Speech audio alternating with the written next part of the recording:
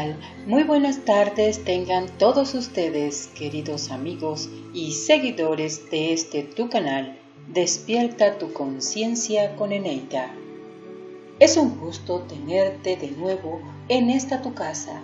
Te doy la bienvenida a un nuevo capítulo del cual estaremos hablando hoy, titulado Los poderes enigmáticos del Arca de la Alianza. ¿En dónde se supone que se encuentra hoy esta arca? ¿Quiénes la escondieron? ¿Qué poderes tiene? Y mucho más acerca de este tema. Espero te guste este material, lo puedas compartir con los tuyos en tus redes sociales, me regales un like, te suscribas y me acompañes a revisar el siguiente material. Te recibo con agrado, como siempre, tu amiga Eneida. Muchas son las historias que se cuentan acerca de el Arca de la Alianza, pero pocas son realmente las evidencias de su paradero. La historia que hay detrás de esta gran reliquia está envuelta de grandes conspiraciones. Pero ¿cómo es físicamente el Arca de la Alianza? Bueno, según algunos escritos, es un arcón de madera de acacia cubierto con planchas de oro por dentro y por fuera. En el exterior tenía 4 anillas, una en cada esquina, utilizadas para poner unas varas que ayudarán a transportar el arca. Medía 2,5 codos de largo por 1,5 de ancho, lo mismo que de alto, es decir, 111 centímetros de largo por 67 centímetros de ancho y 67 centímetros de alto. La cubierta del arca era de oro macizo y sobre ella habían 2 querubines de oro, uno frente al otro, con las cabezas inclinadas y las alas extendidas en señal de protección. Se posaba sobre 4 patas evitando el contacto directo con el suelo. Igualmente, los porteadores no podían tocar el arca más que a través de los varales para su soporte. A lo largo de la historia han aparecido varios objetos de poder. Sin duda uno de los más destacados es el Arca de la Alianza, que custodió el propio Moisés. El Pentateuco, que se encuentra dentro del Antiguo Testamento, convenció a determinados autores de terribles poderes que en su día tuvo el Arca de la Alianza. Algunos, como Graham Hancock, llegaron a afirmar que el arca fue un objeto tecnológico desarrollado gracias a un supuesto conocimiento hermético heredado de los antiguos egipcios, a pesar de que, según las fuentes escritas, la principal función de este enigmático talismán fue servir como instrumento de comunicación entre Dios y Moisés. El Antiguo Testamento se centró más en otros episodios en los que, según estos autores, sería necesario detenerse. Con la lectura de la Biblia observamos que las primeras víctimas del arca fueron Nadab y Abiú, hijos de Aarón, sumo sacerdote y hermano de Moisés, que cometieron la imprudencia de ofrecer un sacrificio irregular en el interior del tabernáculo, una tienda que se hizo no para proteger a la reliquia de los humanos, sino para todo lo contrario. Acto seguido, una devastadora llama salió del arca y consumió a los 2 hermanos, provocándoles una muerte instantánea. Después de la muerte de los desdichados e inocentes personajes, Dios previno a Moisés sobre la prohibición de que su hermano entrase en el santuario y traspasase el velo para ponerse frente al propiciatorio, ya que era un lugar en donde él se mostraba en todo su esplendor y en forma de nube. Esta nube no siempre estaría presente, pero cuando lo estaba, eran los demonios los que dominaban, y en esos mismos momentos ni siquiera Moisés era capaz de acercarse. En la tradición judía de querubines se solían asociar con el fuego, de ahí que según estas mismas fuentes no fuese infrecuente que brotasen chispas e incluso auténticas llamaradas abrasadoras entre los querubines que había sobre el propiciatorio del arca. A veces eran tan potentes que podían quemar y destruir los objetos cercanos y las personas que se encontraban a su alrededor. Al ser conscientes de su poder, los judíos utilizaron el arca, como una terrible arma de guerra durante los años venideros que se vieron obligados a peregrinar por el desierto.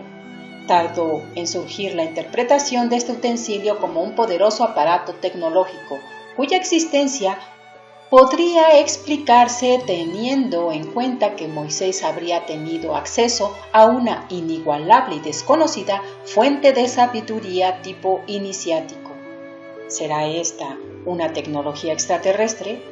Bueno, una de las hipótesis más llamativas fue la propuesta por los ingenieros británicos George Sasson y Rodney Dale. Sus lecturas del Zohar les llevaron a equipararla con una máquina para producir maná mediante un sistema técnico de tipo nuclear. Al parecer no tuvieron en cuenta que se encontraban estudiando un utensilio elaborado en el segundo milenio antes de Cristo y que por aquel entonces la construcción de este tipo de artefactos se antojaba harto complicado. Pero hay más. Otros interpretaron la reliquia como un acumulador de orgón, una energía que procedía de la materia y la generaba mediante su condensación. Podía emplearse gracias a su acumulación en unos cofres elaborados por medio de la superposición de capas de materiales conductores y no conductores, que nos recordarían al Arca de la Alianza, creada por un material aislante como la madera y otro como el oro. Tal y como afirma Gregorio González en sus Enigmas del Cristianismo, otra de sus hipótesis tienden a reforzar la importancia de su contenido, con una serie de materiales radioactivos que explicarían la proliferación de ciertas enfermedades y tumores que se extendieron allí donde la reliquia tuvo la ocasión de descansar. Asimismo, otros autores como Maurice Denis Papin o el físico argentino José Álvarez Pérez equiparan este objeto de poder como un condensador eléctrico capaz de generar descargas eléctricas que oscilaban entre los 700 voltios propuestos por el primero a los 20.000 de los que habla el segundo. Según estos investigadores de corte heterodoxo, no fue este el único poder que tuvo el Arca de la Alianza, ya que si hacemos caso a lo que nos transmiten las fuentes, esta reliquia era capaz por sí sola de contrarrestar ni más ni menos que el peso de la gravedad y de desplazarse por los aires ante el asombro de toda la comunidad que asistía a tan digno como improbable espectáculo.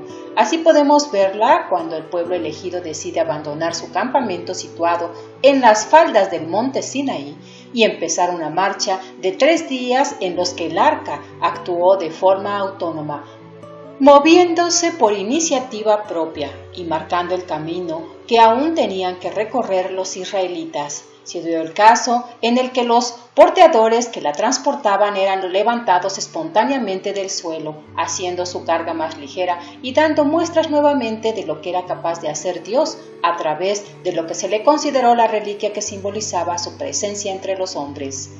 En este sentido, Gisbert nos vuelve a relatar cómo los sacerdotes que transportaban el arca eran lanzados por los aires, mientras que en otra ocasión salía repentinamente volando ante los atónitos ojos del pueblo, cada vez más temerosos de Dios. Al ser conscientes de su poder, los judíos la utilizaron como una terrible arma de guerra durante los años que se vieron obligados a peregrinar por el desierto. Su sola presencia parecía ser suficiente para asegurarles la victoria. Josué, el nuevo guía del pueblo de Israel, utilizó el arca con magníficos resultados ante la resistencia que le ofreció la primera gran ciudad que se encontraba en Canaán, Jericó. Se cuenta como en una ocasión en la que el arca se encontró frente al enemigo y emitió un sonido ensordecedor para posteriormente precipitarse sobre ellos y provocar una auténtica carnicería. Este poderoso talismán, tal como nos informa el libro de los Números, solo respondía a los deseos de Moisés. Así, en una ocasión, los hebreos se lanzaron a la guerra sin contar con el apoyo de su líder, por lo que sufrieron una espantosa derrota a manos de los amalecitas.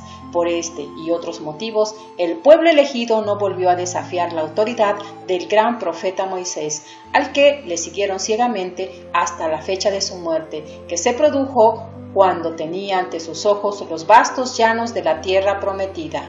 Los poderes del arca fueron inimaginables. Viendo cómo se mostraba la furia de Dios en esto, los filisteos decidieron desprenderse de su gran trofeo lo antes posible. Cansados como estaban de todos los padecimientos sufridos durante los últimos 7 meses, para ello cargaron la dichosa reliquia sobre un carro tirado por 2 vacas y lo dirigieron hacia el pueblo de Bet-Semes para devolvérsela a los israelitas. De camino, el vengativo Dios, aunque tuvo tiempo de hacer de las suyas, ya que cuando estaban cerca de la localidad se cruzaron con un grupo de campesinos ocupados en la siega del trigo. Cuando alzaron la mirada y los vieron pasar con la comitiva, estalló un gran alborozo, y salieron gozosos hacia su encuentro, ofreciéndose inmediatamente en sacrificios y holocaustos para dar gracias por el retorno de su Dios, sin saber muy bien los motivos. Dios, que al parecer no estaba de muy buen humor esa mañana, castigó de forma cruel y desproporcionada a más de 50,000 fieles con una muerte atroz. Debido a esto, se le encomendó al rey Salomón fuera el encargado de construir un templo que sirviese de hogar al Arca de la Alianza. Más tarde, de camino hacia la nueva capital judía cerca del año 1000 a.C., se volvieron a producir desgracias, como la ocurrida con el sacerdote de Usa, cuando apoyó inconscientemente la mano sobre la misma, con tan mala suerte que el arca volvió a actuar con toda su crudeza hasta fulminar prácticamente en el acto al desdichado sacerdote. Este nuevo accidente hizo aumentar la preocupación de David y por eso mandó a enviar el objeto a la casa de un fiel creyente llamado Obed-Edom de Gad, así mantener a Jerusalén a salvo de los caprichos de su Dios y de las desgracias que el arca provocaba.